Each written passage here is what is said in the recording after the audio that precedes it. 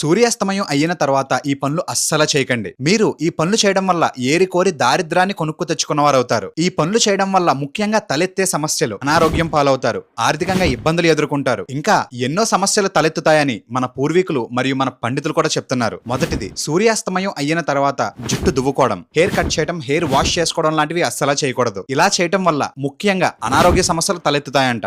దారిద్ర్యం తాండవం చేస్తుంది అని మన పండితులు చెప్తున్నారు. రెండవది, డబ్బు వ్యవహారాలు లేదా ఆర్థిక వ్యవహారాలు మాత్రం అస్సలు చేయకూడదు. సూర్యాస్తమం అయిన తర్వాత ఎవరికైనా అప్పు చెల్లించడం లేదా ఎవరికైనా అప్పు ఇవ్వడం అస్సలు చేయకూడదు. మూడోది, సూర్యాస్తమం అయిన తర్వాత చెట్లకి అస్సలు నీరు పట్టకూడదు. ఇలా చేయడం వల్ల మొక్క ఎదుగుదల మీద ఆటంకం ఏర్పడుతుంది. దానికి కారణం ఆ సమయంలో అవి నీటిని సరిగ్గా పీల్చుకోకపోవటం. ఇలా చేయటం వల్ల ఇంటి ఎదుగుదల మీద కూడా ప్రభావం చూపిస్తుందంట. నాలుగవది, దానం చేయటం. మీరు దానం చేయటం వల్ల గొప్ప పుణ్యం లభిస్తుంది. కానీ సూర్యాస్తమయం తర్వాత పాలు, చక్కెర, ఉప్పు అస్సలు దానం చేయకూడదు. ఇలా చేయటం వల్ల